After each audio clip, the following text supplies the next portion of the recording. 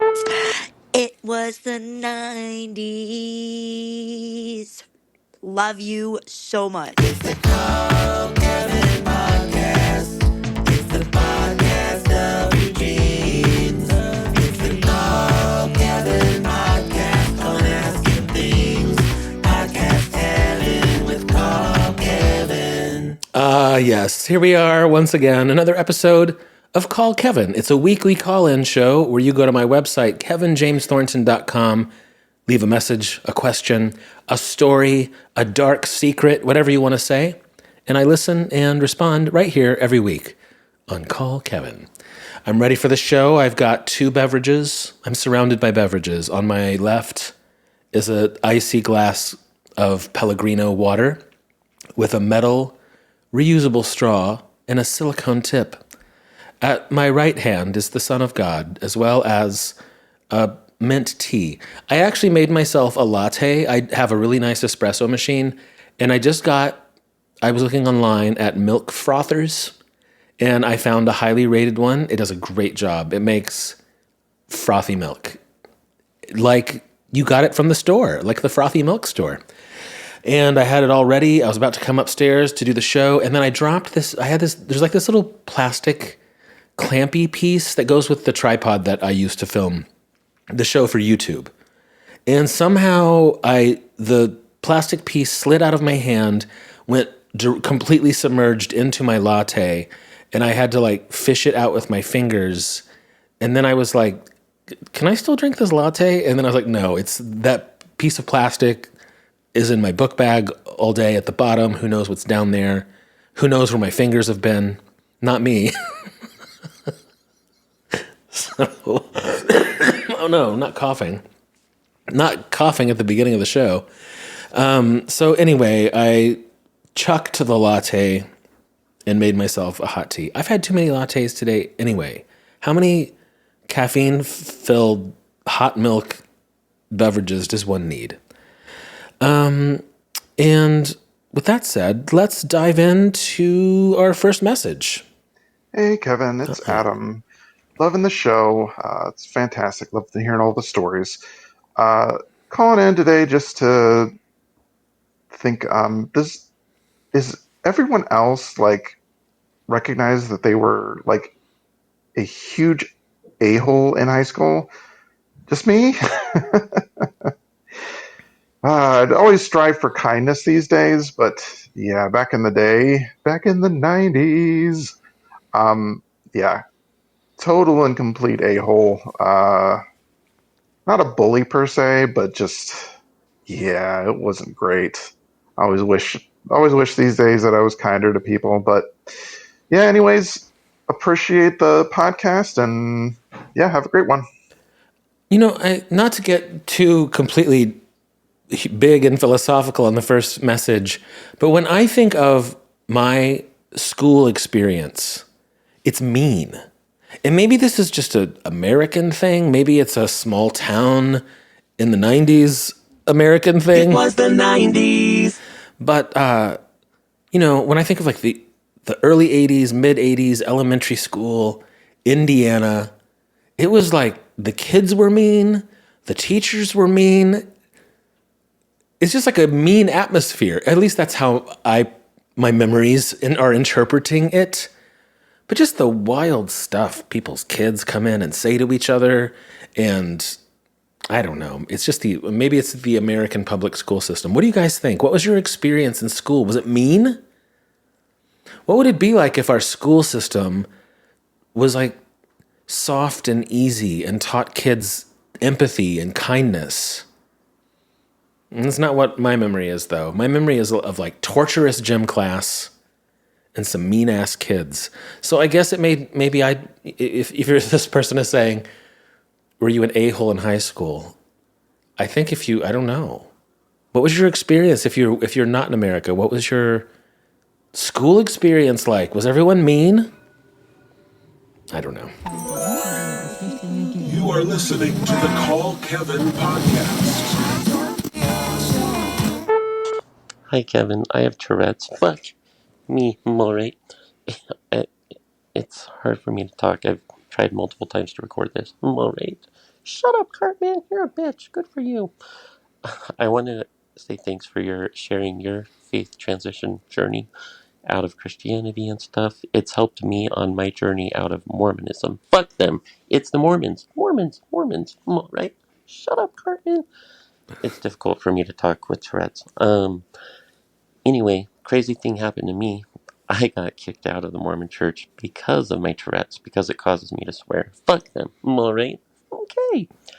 They actually banned Yeah, I me agree. Fuck from all that. church property because they saw me as a threat. Because the F word, fuck them, alright? Because the F word will, chase away God's spirit and cause the devil to possess people, etc. So they didn't like my Tourette's and they kicked me out. But that was the best favor they could ever do me because with all that free time I had when I was banned from going to church, alright?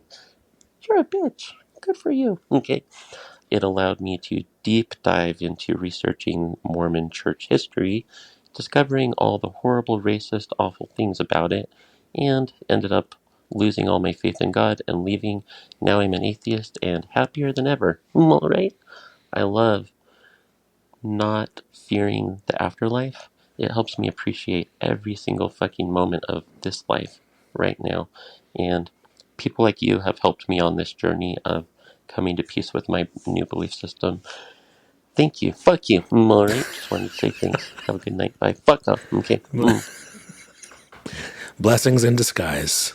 Hi, Kevin. I wanted to let you know that I've been going through some challenging family situations recently, and I kind of get depressed, but every time I scroll by and catch one of your funny little stories, I always smile, and it makes me feel much happier. This is Lemon Chiffon. I am a 65-year-old master of ceremonies for a traveling burlesque troupe. And my question for you is, can you give me some advice as a comedian? Because I do use comedy and a little bit of storytelling when I am the master of ceremonies for this group of fabulous performers. How can I relate to and connect to my audience a little bit better? Thank you. Is it without words? You said it was burlesque, so is it all just like a physical thing? If so, you might actually look up. So I have done a little bit of this in my long show business career. You should look up clown work. You can go to school to be a clown. I have friends who've done it, but it's a lot of physical bits. And really, the essence of funny, especially in like physicality, is surprises. Some of you know I have a drag character. I've not done it in a long time, but it's called Cupcake Television. And I used to perform live. I used to do a live show as Cupcake, and it was a lot of clown work, a lot of physical surprises. One of my favorite bits was in one part of the show, I pull out of my bra a Ziploc bag of tater tots, like I was keeping a snack in my bra, and it's a stupid, weird, goofy thing, and then I end up giving the bag of tater tots to someone in the audience, and I start to walk away, but then I turn around, and of course the surprise is there's a second bag of tater tots in the other breast pouch. It always got a huge laugh because it's already dumb, but it was just like a little physical surprise. Little surprises. Look up clown work. Hi, Kevin. I was just calling because my twin sister and I are going to be driving to Iowa City, Iowa tomorrow, March 9th, to visit the Stanley Art Museum at the University of Iowa. Keith Haring has some work there on display that we're going to get to see, which is pretty cool. I was just wondering what some of your favorite pieces are in regards to some of your favorite artists and other and mediums, like whether it's painting or sculpture, and if you have any favorite museums that you've visited while on tour. We hope to see you at the Comedy Club in St. Louis in October when we can purchase tickets. We're really excited about that. And we hope when you're in St. Louis, you'll visit the St. Louis Art Museum. Okay, take care. Bye-bye. You know what? It's funny that you ask this because my next round of shows coming up, actually, I didn't shout those out. Next week, I am going to be in Belmore, Long Island, Buffalo, New York, Philadelphia, and Baltimore. But I have 2 days off before my show in Long Island, between Buffalo and Long Island. So I was actually just thinking today, I think I'm going to go to New York. I've never been to the Museum of Modern Art. I'm so sorry, you guys. I'm not sick. Last week I had some sort of weird phlegm thing. I never felt sick, but my head was full of phlegm.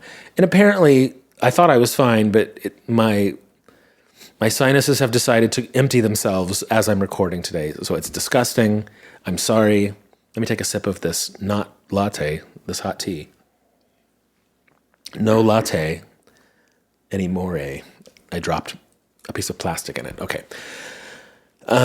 So yeah, I think on my couple days off, I'm going to go to New York and go to the Museum of Modern Art. And then I also have a day off before the show in Philadelphia. So I think I might go to, that has one of my favorite museums, and I can't remember the name of it. It's like the Philadelphia Museum of Art or whatever. It's the one with the steps that the movie Rocky filmed him running up the steps. It's that museum.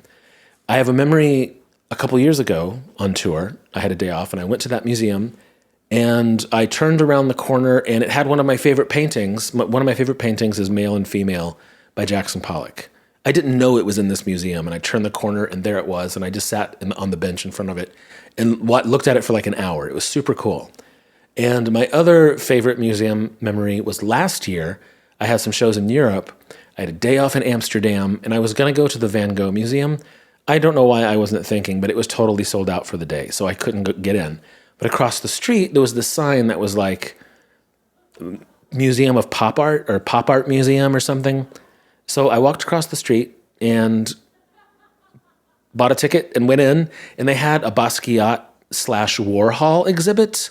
There was a whole room of Basquiat. Super cool. I really love modern art, pop art. You mentioned Keith Haring. I love all that. Warhol. And what is it that I love about that? It's just like pure expression. It's often kind of maybe not technical heavy. It's just like expression and paint and collage or whatever. I really love people putting together neat visual things. So anyway, yeah, I think I'm going to the Museum of Modern Art in a few days. Should be cool. Hey Kevin, this is Nick. My partner Quinn and I loved seeing your show in Nashville at Zany's in January. It was freaking awesome. Thanks. Love you so much. Love you. Moved to Nashville recently. One of the first things that happened to me there, although I am starting to love it, was getting carjacked and robbed at gunpoint by 4 men right in front of our apartment building. So that sucked. Everything eventually got wrapped up with it, but I know you also had your car stolen there, and I did. Yeah, it's just some crazy stuff for sure. Do you have any other experiences with crime in your life? Just curious. Hope you're doing well. Love you. Love the podcast and the Secret Sunday message. And yeah, can't wait to listen. Bye. Hey, will you send me a private message and let me know where in Nashville that was? I'm just curious. Where you got robbed at gunpoint? My God. I don't think I have any stories like that. Yes, my car was stolen not long ago. I've talked about this on the show. I think that might be the only time. Oh, you know what? Here's something. Here's a thievery moment that I've never. It's a tiny one, and it affects me to this day. Many years ago, this is probably like 20 years ago. This is like maybe early 2000s, Nashville, Tennessee. I was in a band at the time, and while we were on stage, someone went into the dressing room and picked through our things, and they stole. I had a hat. They stole it. And I had a little digital camera. They stole my camera while we were on stage in the music venue. I felt violated. And to this day, this is true, a little behind the scenes about Kevin. I can't leave valuables in the dressing room. To this day, like now, Often I'll be in a club and the green room locks. There's really no way anyone's going to get back there. You know what? I always remember that moment. I was on stage, helpless, vulnerable. Someone slipped into my dressing room and went through my stuff. I still think about it to this day. Often, I can't leave things in the dressing room. If you come to my show and you see me walk out and I like put my wallet, my keys, and my phone on the stool, sometimes if I'm wearing a jacket or something, it can all stay. But once in a while, I like empty my pockets when I get on stage. It's because I can't leave anything in the dressing room. Oh my. If you'd like to make a call, please hang up and try again. Hi, Kevin. This is Anna from Hello. Suffolk, and I saw your little message about leaving messages. So here's one for you. I'm not sure that this will pass your quality assured test, but here goes. It's Sunday, and on a Sunday, I like to do a little bit of baking, but not in the traditional way. I have to be careful with my cholesterol levels. So I bake myself what I think is a healthy oat and fruit cake thing. It changes every week, my recipe, and it doesn't have a name because it's kind of indistinct, but it's delicious, it's healthy, it's tasty, it's my sweet treat that lasts me for the week, a little slice every day. What I would like to ask you, or your listeners, Kevin, is has anybody yet come up with a flapjack recipe that does not use fat in any way? What binding material have you found that creates that yummy flapjack without the cholesterol high butter? I just don't know. I've done lots of experiments and I haven't got the perfect formula. I'd love to hear what you think about it. And who knows, maybe if people start baking on a Sunday with fat-free formulas, they'll have a healthy snack for the rest of the week too. Wishing you well. Thank you. Bye. I think, were you saying flapjack? Now, I don't know what if here in America, a flapjack I would think is a pancake. Is that what it is in the UK? A flapjack, a pancake? Now, if I were to, so I cook like this as well. They just said that the recipe changes every week, and yes, I that's how I make things also. I cook all the time. I'm pretty good at it, but I don't follow recipes. I don't measure anything. I get in my kitchen and I make stuff, and I enjoy it. And once in a while it's off, but usually it's pretty good. If I were to make a pancake, because you just said how do you do it without butter, and if I were to make a pancake, I would not use butter. I would take flour, sugar, baking powder, a tiny little pinch of salt, an egg, and some milk, and that's it. Now, and then you mix that up into a batter and pour it into a skillet and sort of cook it on both sides. That's what I think a flapjack is, but maybe it's something different. I don't know what you put butter in it. Here in America, once we cook up the little pancake, you then smother that with butter and syrup if you want. So the pancake itself is not super sweet. You sweeten it up with the syrup and butter if you want. Is that what a flapjack is? I don't know. I wouldn't put butter in it. I'm glad I could be of no help whatsoever. Hey, Kevin. I've been a fan for a few years now. Oh, thanks.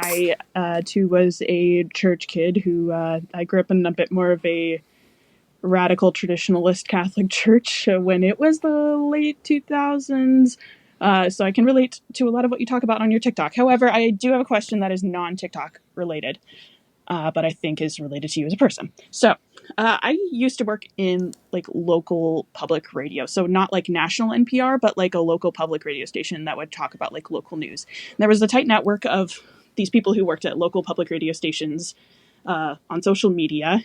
And so I was sent this video by a colleague at one point that I thought was incredible and amazing.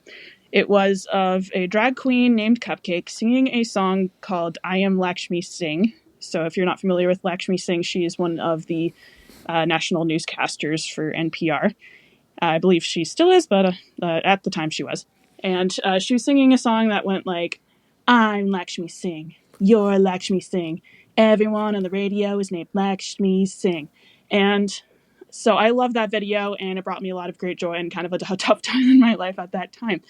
So years went by. I left public radio. I watched your content and I became a fan and then at one point, like you were singing, and like it reminded me a lot of this drag queen Cupcake. And I am wondering, are you Cupcake? And if you are Cupcake, I want to know about Cupcake. Tell me all about Cupcake. And also tell me about the Lakshmi Singh song. And I would love to know, did Lakshmi Singh ever respond to this song, or did any of the other public radio people you mentioned in the song ever respond? If you're not Cupcake, who cares? But, if you are, that's a big deal to me. So I just mentioned a couple messages back that I used to do this drag character. Yes, I'm going to reveal my true identity. I am Cupcake. You might not know that there's a ton of Cupcake videos on TikTok and Instagram. If you look up Cupcake Television, that's the keyword. Cupcake Television. And the video you're talking about, I'm Lakshmi Singh, is still on YouTube. I think I've not looked that up in a long time. I've done a lot of experimental weird performance things over the years, and that was one of them. And that's so cool. I've not thought about that song. I made that a long time ago. If you go look at me in that video, I'm probably much thinner. I think I was wearing a little pink dress, and I was a tinier person then. What was I going to say about that? So Cupcake was my first early pandemic creative experiment. Bored in the house, needed something to do, so I made a whole bunch of Cupcake videos on TikTok, and they kind of took off, but not really. And then a little bit on Instagram as well. And then at one point I was like, these videos are a lot of work. The makeup, I recorded like a little weird song for every video. They were a lot of work. Thoroughly enjoyable. But when the vaccine was rolling out, I mistakenly thought, oh, the pandemic is over. It's time to move on. So I retired-ish the Cupcake account, and I made a second TikTok account just as myself. And that's the one that ended up blowing up with all of my 90s stuff. And It was the 90s. the stuff you know me today. But first, there was Cupcake. Cupcake Television. If you like weird drag things, go look it up. You might like it. Afterlife, there's potato salad. I hope in the afterlife there's potato salad. Janet and the devil serving up. Hey, this is Polly B. I'm sitting here eating some popcorn in my bed. Cat actually threw up a little bit on the corner. I don't want to touch it. So my question was, how much cheese is too much cheese to eat in one day? I'm looking at a fucking block of Munster that got my fucking name on it, blah. Polly B, I'm a big fan. Thanks for calling in with the important questions. Do you remember in the 90s, It was the 90s. we had a lot of very specific ideas about what healthy eating was, and we were all kind of diet crazy. That's when the Atkins diet was a huge thing. It was fat-free, sugar-free, slim fast. Have an American spirit and a slim fast, that's your lunch. It was just a weird era of like what we were supposed to be eating. I did the Atkins diet in college to lose that extra college weight, and it worked. I ate a chicken breast with ranch dressing in the college cafeteria and shed 15 pounds. These days, my really only... I will never go on a diet again. I think not the mindset of that. But my only real rules for myself these days is I try to eat like actual foods, and I try to avoid anything processed because the last I haven't had blood work in a hot minute. But my A1C was getting a little off, so I've really been avoiding processed foods. You know what though? Eat the cheese. Eat it. I don't really. My doctor. Sorry, I'm like being very scatterbrained about this answer. My doctor did say she thought I should lose some weight. I just talked in the last message about when I was a drag queen, I was much thinner. I could fit into tinier dresses. This body would need larger dresses. And here's the thing that I wanted to say is that I like my body more now. I don't want to lose weight, even though my doctor said I needed to lose like 25, 30 pounds. And I suppose if my A1C doesn't clear up, is that the right word? I might end up going on some kind of, you know, the Ozempic stuff. I don't want it. I kind of don't want to lose weight. I like the way my body looks. When I see pictures of myself like 25 years ago, I look like a weird little elf person. I'm like too skinny. My face is like weird and skinny. My arms are skinny. My legs and my butt, everything's skinny. And now I like this. Even though I guess maybe it's not the healthiest. Maybe I should stop eating cheese. What should I eat, you guys? Should I go on Ozempic? I don't want to. Hi, Kevin. Hello. My name's Mickey. My favorite part of the podcast is the dance break. Oh. So I would just like to take a moment to initiate one. And go. Dance break in your car, in your office, where you are. Okay. Dance break, move your booty, break it down like it's your duty. Dance break. A little shimmy. A little of this. A little cleavage. All right. This would be a good moment for our commercial break. But this episode does not have a sponsor, alas. So I'm going to make up a commercial. This episode is sponsored by my new Substack. I'm on Substack now. And you guys, I know that, my God, another app? Are you serious? I think we want no apps. I am really big on this thing that I think the era of social media creators is dying. The thing that you got to know me through 3 or 4 years ago, 2020, 2021, I think that era is going away. And because, one, it's a different time now. And two, the owners of the apps are assholes. And they're changing the algorithms. We all say, oh my God, I don't see my favorite creators anymore. Because back in the day on TikTok, you could scroll and it was becoming familiar faces, these parasocial relationships. I had a whole feed of people I loved and that I followed, and I wanted to hear what they had to say every day. And then they changed it all, and that's not what it is now at all. What was the question? What was the question? I don't remember. I'm trying to look back. Oh, I think I've lost it, you guys. Where was I going with that? I have no idea. Well, shit. Hey, Kevin, this is Brad. I am wondering what your favorite memory is involving a swimming pool or lake as a child. Oh, well, today I'm not a swimming pool or a lake person. I said this last time. I don't like activities where there's a lot of sun. I don't want to be sweaty with bugs. Sun, sweat, and bugs, I'm out. Any combination of those things, no thank you. Even now, if I'm at a nice hotel and there's a pool lounge, I like the aesthetic of a pool. I'm not getting in it. But I'll have a cocktail by the pool. But when I was a kid, it was a little bit different. Going to the lake and the pool are fond childhood memories for me. The pool, going to the public pool, there was one called in Evansville, Indiana, it was called Heart Key Pool. And that was, I think, everyone's favorite pool.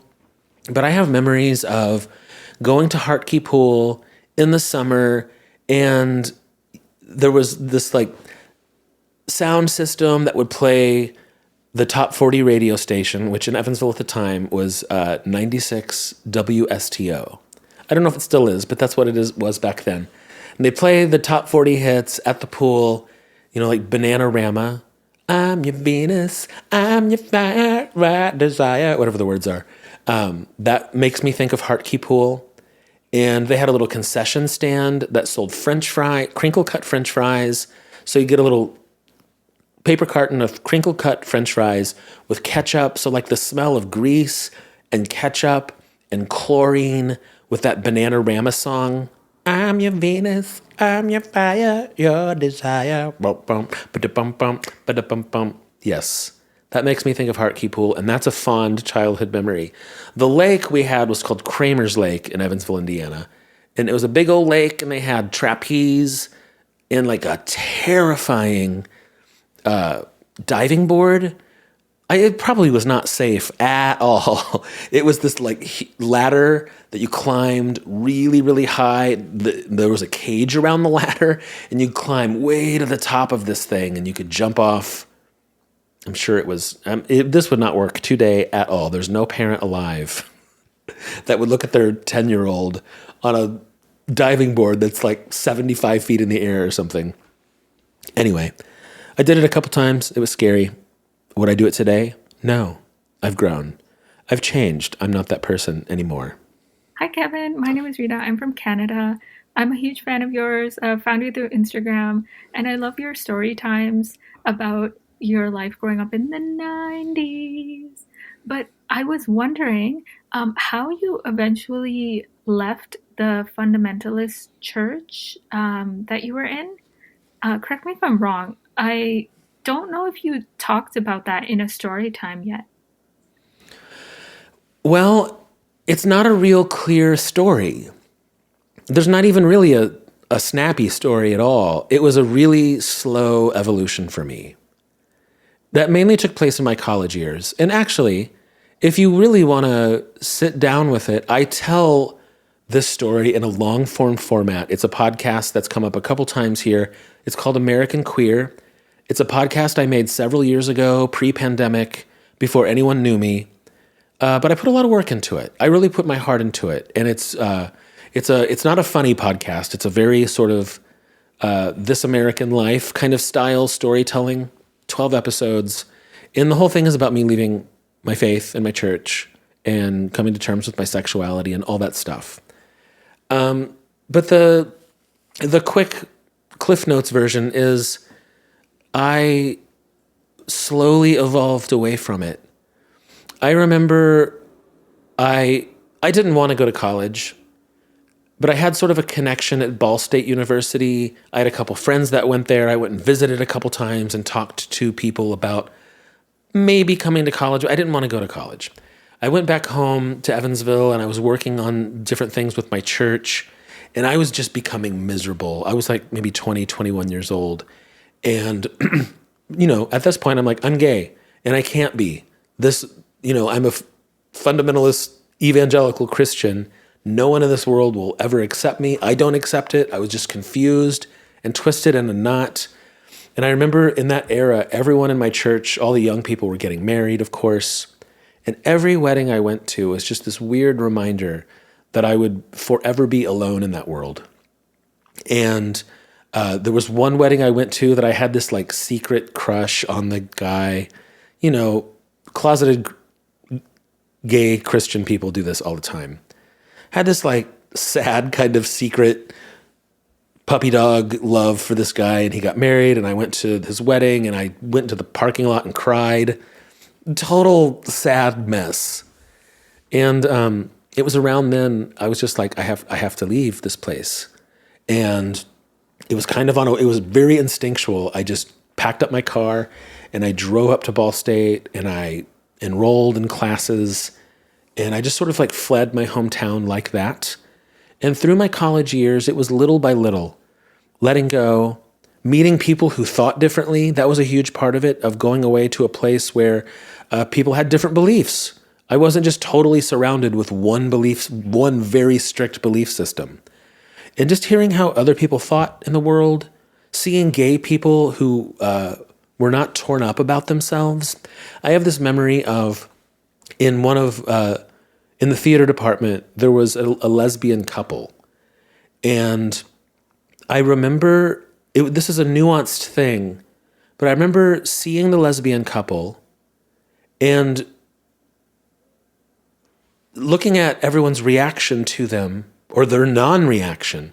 They were just treating them like regular old people. And I know this sounds weird, but like back in my Christian world, we would have like talked behind their backs constantly about what sinners they were, or like had little little prayer requests for the lesbians. You know, even if we were kind to them, there would be this constant like, but they're, you know, they're living in sin.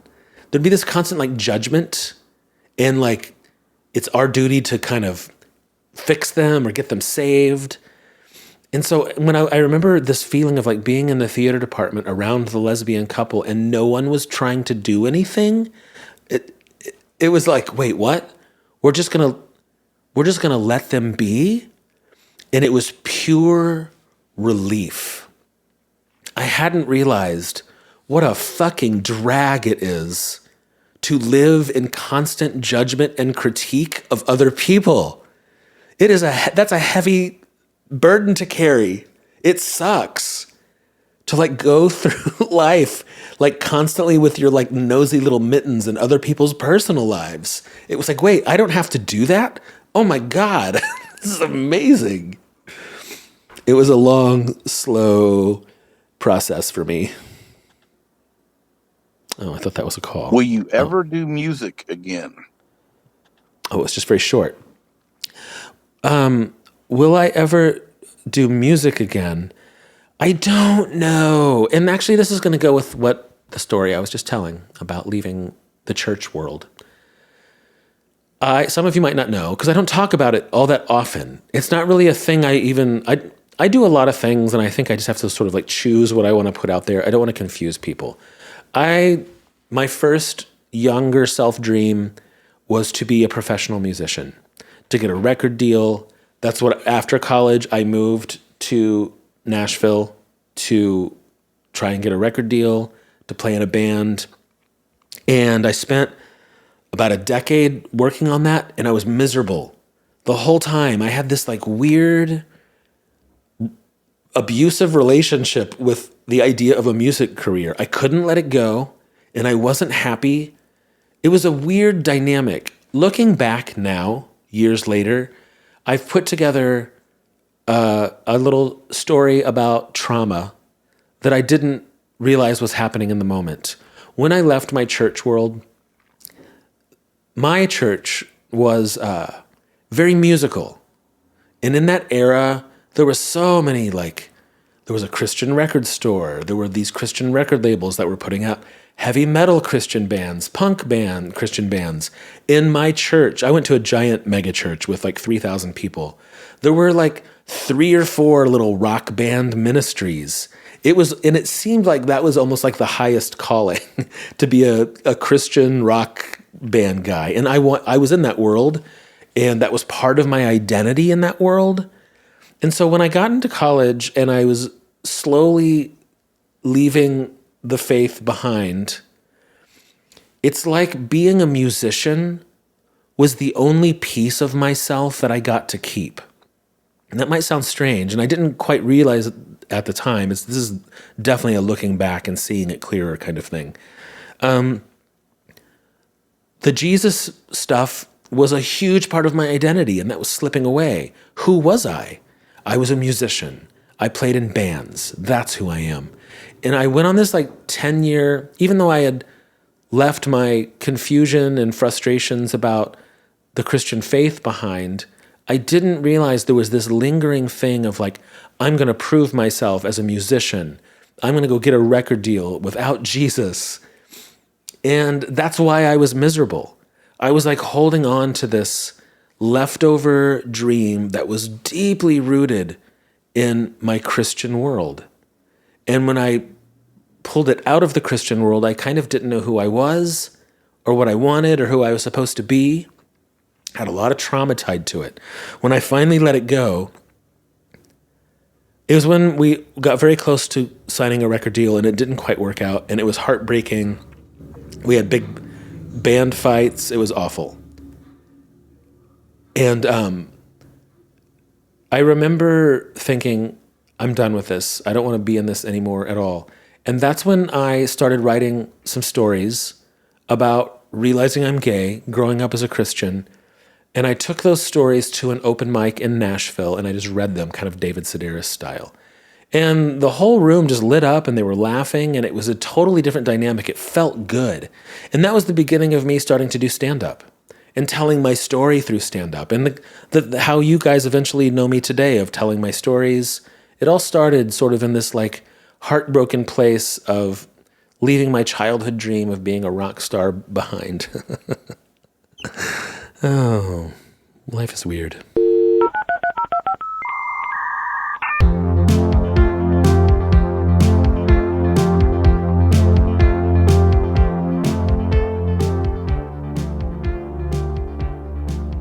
Have you ever tried BDSM or leather, and what did you think about it? The message said, have I ever tried BDSM or leather? And some people might not know that the leather part, it's, it's the kinky sex stuff. Now, hey, this is definitely not a kid's show, but this isn't really like a sexual journey show either, is it? I definitely went through a phase in my 30s. Don't freak out, guys. I'm not going to say anything weird. It was sort of a era where I realized I had held on to a lot of purity culture beliefs about my body and sexuality. Even though I had embraced myself as a gay man, I was carrying a lot of stigma about sex. Also, my high school years were 1988 to 1992, like the height of the AIDS epidemic. So at school, I was getting these scary messages about sexuality and definitely gay sexuality. At church, getting a different kind of scary message. So even after I moved on, kind of like with the band stuff, there were like lots of traces of guilt and shame about sexuality. So I ended up going to some like gay camp retreat things that were very like open and nudist and that kind of stuff.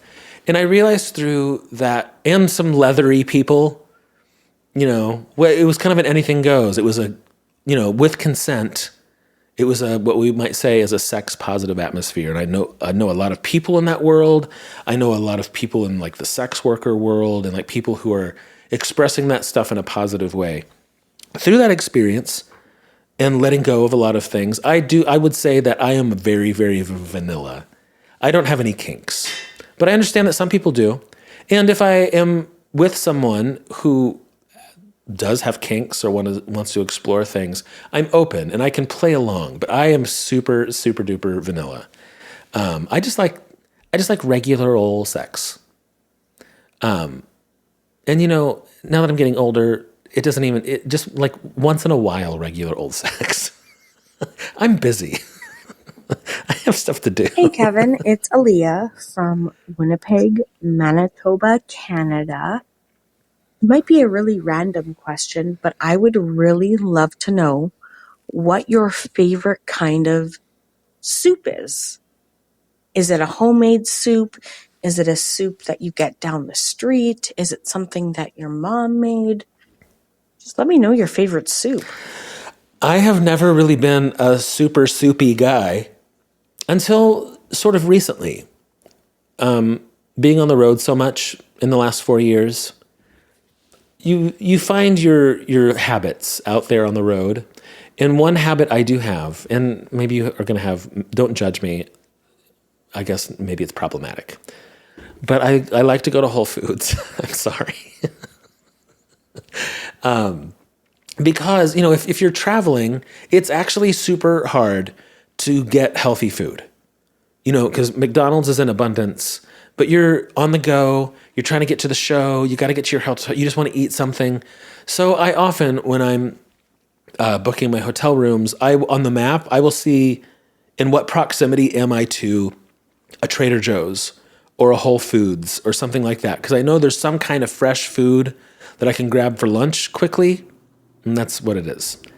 And sometime in the last couple years, there was one place, it was really cold, and I just wanted something to eat, and I found a Whole Foods, and I never gravitate to the soups, but it was such a like dreary, cold day. I'm like, oh, I'm gonna have some soup. And I just got the super basic chicken noodle Whole Foods soup, and it was so satisfying. It was so like hot and salty. I did not realize that most soups are salty as fuck. Like you read the label and it's like one serving has 108% of your salt intake for the day. It's like, how is there that much salt in this? It doesn't even taste that salty.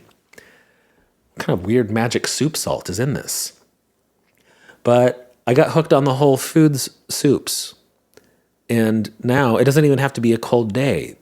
There's just like a bowl of hot soup that is really satisfying. So I think I'm at the beginning of my soup exploration. I don't want to commit myself to a certain kind of soup because I'm still exploring what soups are for me. I've said the word soup so many times now it sounds weird. Soup. I was sitting here trying to think of what I wanted to say because I've been wanting to leave a recording for you forever.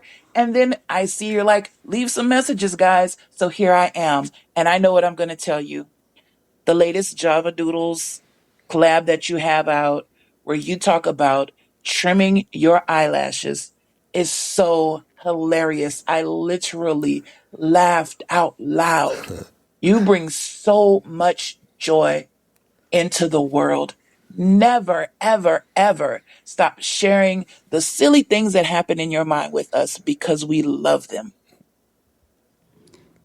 So I have a metaphorical story slash question. So basically, I struggled with self-love for a long time, and I still struggle with expressing my thoughts. So here it goes. Imagine a shop, and there are these beautiful paintings, but they're like very unique, the kind not everyone understands. But the ones that do will stop and stare and say, "Oh wow, those are like really pretty, different, and very interesting." And then the artist says, "I like them too. I've been working on them a while and used to hide them because I was embarrassed." So then you explain the cost of the paintings. Then they say, "Never mind, you're weird. I bought art before that looked pretty and turned out it was a bitch and bought too many packages on Amazon." So my question is, how do you deal with learning your true worth, but are in that weird spot where other people around you don't? Thanks. Oh, I wasn't sure. Yeah, okay. I wasn't quite sure where that was going, but I think the question is, as an artist, as you're especially maybe if you're younger and growing, like how do you get people to recognize your worth and pay you your worth? That's what I think the question was. And that's a good question. A lot of artists struggle with this. It's a changing concept. And this is me as Generation X. You know, I can look at sort of maybe what I would imagine a boomer generation ethic versus a Gen Z generation ethic. I can see both. When they're back in the day, I think it was a common concept. If you were trying to learn a skill or an artistic thing or some kind of trade, you might do an apprenticeship where you're not going to get paid, but you're learning. So you're going to go work with someone who is an expert in some way, and you're going to work with them and you're going to learn their skill. You're not getting paid. You're in school. You're like in life school. And I think that concept is great. I think it makes sense, but the times have changed because shit's too expensive. You can't work for free. Like you could. There was an era, even in my day, like when I think even, back in my 20s, you could live on if you had like an apprenticeship and maybe they provide a place for you to live, but you're not getting paid. But maybe you saved up a little money. You can afford to spend $50 to $75 at the grocery store every week, and that was enough to get by on inexpensive food to get through your apprenticeship. There's no way in hell you could do that today. So that's one different dynamic. I know that a lot of younger people are big on, you can't pay me in exposure. Exposure doesn't pay the bills, right? We're in a different world. So I think there's some kind of balance. If you are not an expert in the thing, do you charge expert prices? Don't undervalue yourself. This was a big deal. Some of you know that I had a photography studio, and photography is a world that technology is kind of making it amazing and killing it at the same time, because now we all have a pretty decent phone in our pockets at all times. It's made people value photography less. And a lot for people who are charging a legitimate rate for a photo session or, a photo shoot, a wedding, whatever it is, you want a professional photographer to be there. People are often surprised how expensive the rate is because that person's trying to make a living and charge what they're worth. But we're sort of in a society that is valuing photography less and less because technology has made it so accessible. I guess I don't have an answer. It's a constant nuanced finding the balance of not underselling yourself, because in the photography world, you will definitely have people who undercut everyone's price and do it for almost no money, and it's frustrating because it kind of brings everyone down when one person is trying to charge what they're worth and sell a $1,500 photo package, and then some other person rolls in and it's like, I'll do it for 50. It's like, no, stop.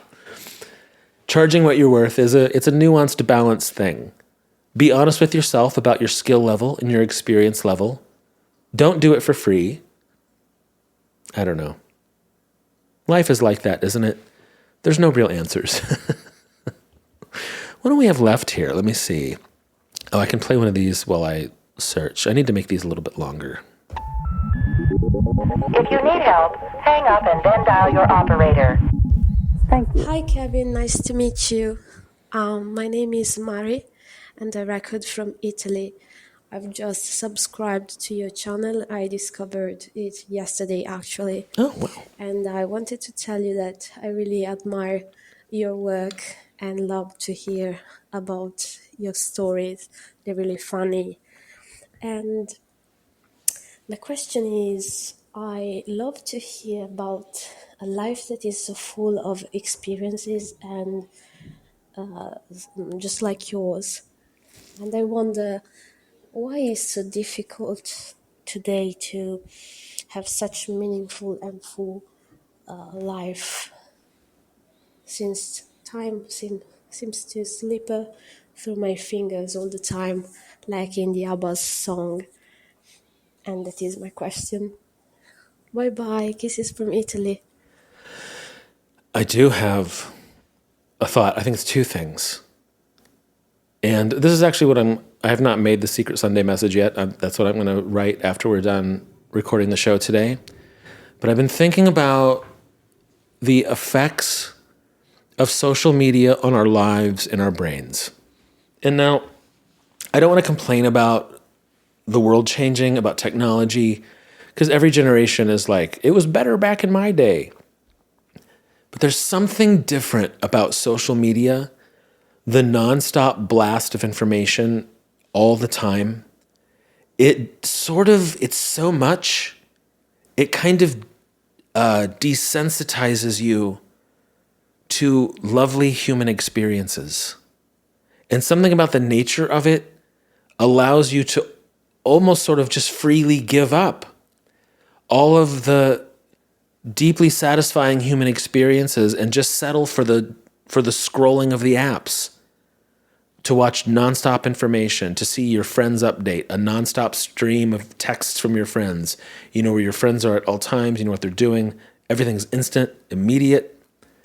I think that people will look back at this era that we're in as a time where this new technology happened. I mean, social media is only we've all only really been in it for like 15 years. I think people will look back at this era as a time when a new technology emerged and everyone gorged themselves on it too much. And it began to make our lives less satisfying. I've been thinking about this a lot. And so I don't know what the answer is, but I think we all, especially right now, need to find some kind of balance, because our lives are slipping away into our phones. It's shallow, it's small, it's not substantial. I think we have to all make a real effort to get out there. People that love to say the phrase, go out, go touch some grass. But yeah, go touch a person, like with their consent. Look into somebody's eyes. Seek out real human, non-internet experiences. I think it really is it's a subtle thing that crept into all of our lives. And hey, I know, like, you guys know me because of social media. I get it. It's like wonderful and awful at the same time. I think it's as awful as it is wonderful simultaneously.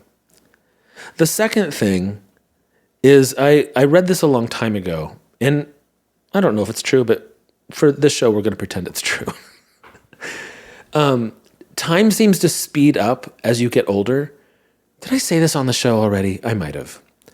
Time seems to speed up as you get older because you're having less new experiences. When you're young, you're having new first-time experiences all the time, and your brain has to make a little path for the new experience.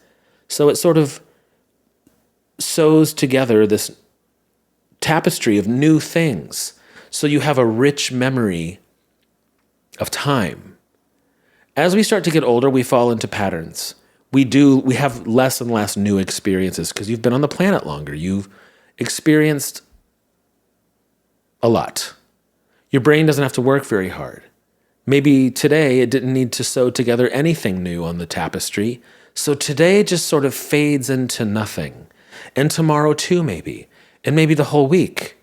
And maybe the whole month and the whole year. Because you don't have any new experiences for your brain to work on. I think, and this goes with go touch some grass. Go touch some new grass. Seek out human experiences and seek out new experiences if you want your time to slow down. It's a thing, I guess it's a big concept, but I'm thinking a lot about how to be happy in life, how to be satisfied in this wild world we're in, where everything seems uncertain. We're not really sure what the future holds. Go out there and find a new experience, something simple, something just for you. It's your life. It's slipping away. Don't let it go. It was the 90s. Thanks for hanging out with me, everyone. I would love it if you came to see me out on the road. I've got so many shows in 2025. They're all on my website, kevinjamesthornton.com. I'm on Substack now. Go find me. I think I'm gonna make Substack my new focus. I really like it, I think. And have a great week. Go out there and have a new experience, or a nude experience if you need to. Bye, guys. Thanks for hanging out.